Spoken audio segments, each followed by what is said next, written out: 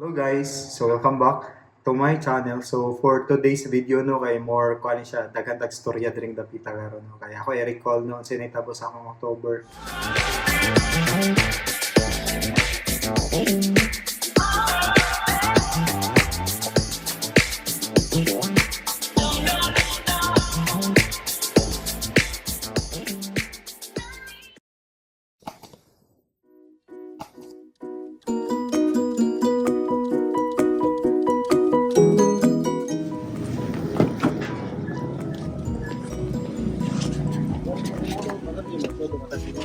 Ah?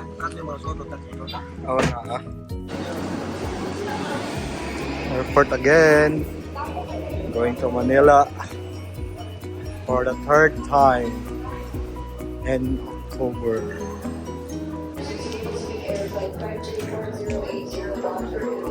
The passengers, please don't have been far the aircraft. If any changes occur, we will inform you as soon as possible. Passengers.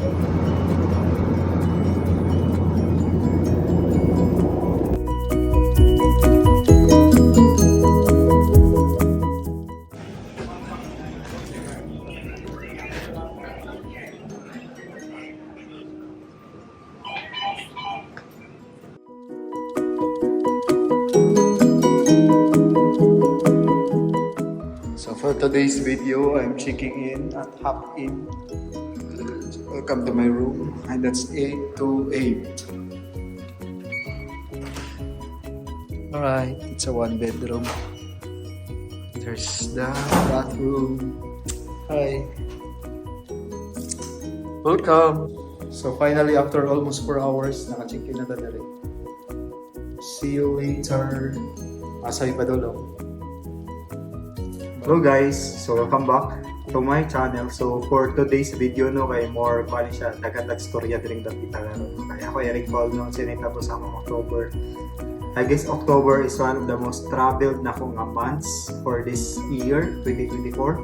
So from Palawan to Albay and then to here in NCR. So ako ra recall nga last week no dito mi og Albay naabdan gyud big bagyo katong bagyo nga Christine, super kusog hangin and grabe ang ulan niya. 24 hours ay maka-attest niyo nga 24 hours ang ulan walay hunong din hangin tayo mo. Then we pray for those nga affected ato nga bagyo. Then for this week nami karon og NCR actually kay napay bagyo somewhere sa Northern Luzon katong bagyo nga Leon dayon. I guess marag okay raman siguro dire pero gloomy ang gawas walay adlaw pero hayag raman inuhon. So we are here actually for a very important activity no sa mga opisina no. I am with my office mate, a high ranking official. Bitaw. So actually we left Cebu at around 6 ko gikan sa balay. Then ang flight was alas 8 dayon. Naabot mi diri sa airport na iya to around 10, almost 10. So nagikan mi dito ni sa kaming taxi from naiya to this hotel somewhere in Ermita. Nabot mi diri mga past 11. So upon reaching diri sa hotel, upon inquiring sa reception kay wala may available nga room. So nag-wait me then so we decided nga magawas na sa about kuha naman lunch time naman no. So nangaon na mi gawas mi kinakaon dayon. Moto, nagdugay mi dito sa kananan, almost an hour sad. However, the same, pagbalik na mo diri sa hotel, mga almost 1 p.m. na or 12:30 ba minibalik. Mga 12:30, balik mi, kaya naman lang ikaw. Wala raman gihapoy available pang room, so nag-wait ra gyapon mi, medyo okay raman sa gawas, kay cozy raman nila ang lobby. Napabot rami. So while waiting, storya dahil moto. Then after almost an hour na sad, nakuha mga exactly mga 1:30, 1:35 na turnover ang yawi, no? Key cards na mo diri sa among mga rooms. So mo to ni sulod sa room, then mo na ni among room guys. Okay pakita. Bitaw sa mo na among room dayon. Okay raman ang room. More or less ang mga bayaran mo kaya pupunin online mga 1A overnight. So fully so far so good man. So we will just be staying in less than 20 hours or sila raman. Less than 20 hours because tomorrow morning we will be leaving na sa kaya ang flight na magpabalik sa Cebu alas 8. So sayo may mugikan, so sayo may mugipaki. So igo agad matulog, mag-ilis diri. Then later we'll be attending an important art activity that will be held hotel somewhere in Pasay nga daw sa Malobasia. So madto mi. So kung saan ang hotel at tangi sa mga next nga mga episode or next sunod lang kita. So para mag-quick na dito ninyo, so mag-record gyapon ko ako mga videos, no, for that to be documented kay once in a lifetime opportunity na maka-attend ngani at the same time maka-receive ng award for the office, no, representing the field office. So see you later guys,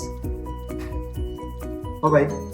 So hello guys, so welcome to Conrad Hotel. So there we go for the venue.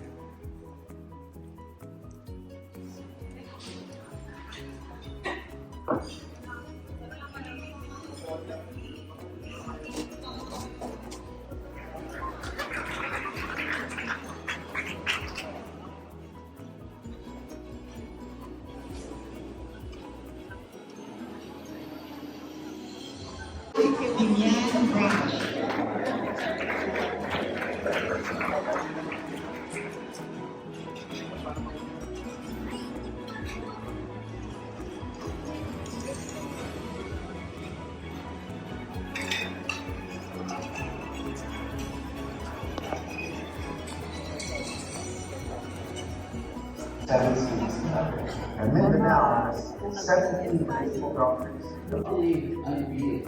The report card survey, RCS version. Exit mo. Busy doon ako sa pictorial. Dito. Sa awarding eh. Sa lakad-lakad. Galaw-galaw.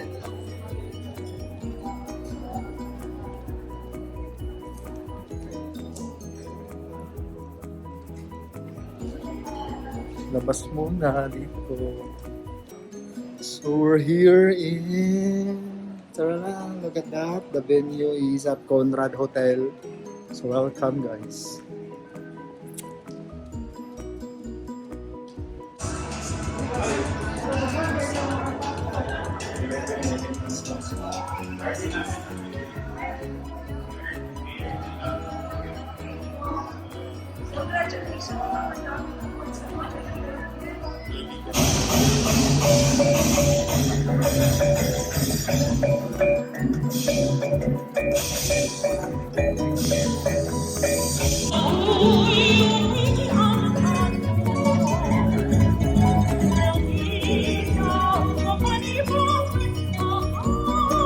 For the anti-renting tax of 2007.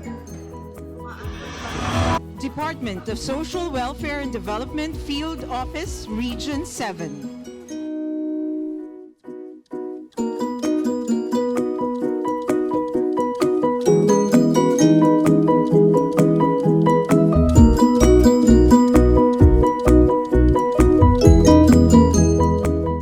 Present the top awardees of the Report Card Survey 2.0 2023 cycle. Ready na ba tayo? Walang pila. Ibig sabihin, hindi alam kung sino ang mga ito. So let us begin with the top 5 agencies from the National Government Agency. Alright, so out of 296 national government agencies, the fifth spot, receiving the fifth spot from the national government agencies is the Department of Health, Davao Center for Health Development. Department of Health, Davao Center for Health Development. On to the fourth spot. Fourth spot belongs to the Department of Labor and Employment, Regional Office 11. Third spot from the national government agencies, we have the Department of Social Welfare and Development Field Office Region 11.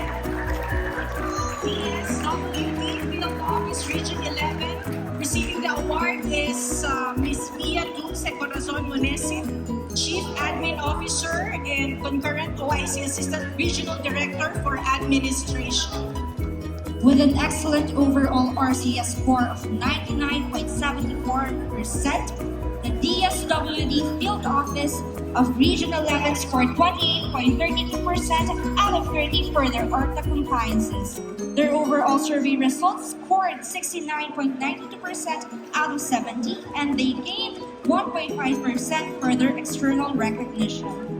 Their total score puts them in the 100th percentile of RCS scores, hailing as one of the 9 NGEs which obtained the highest survey questionnaire scores for access and facilities and payment and processes.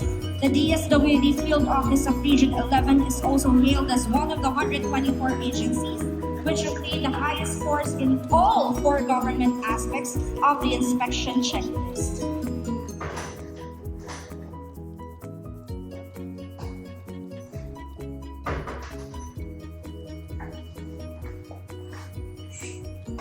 Welcome back guys. So for this very hour no, so gandam na ko no yung balik na sa babalik mo na kami sa Cebu. That's it. So muna to ang mga activity in less than 24 hours na kami direct Manila for that activity na kang di vlog ganina. So now I'm preparing na para mo check out na dito sa room. Agay! Tumukap!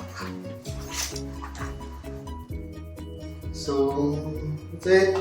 See you in the next video. And see you in the airport. Bye-bye.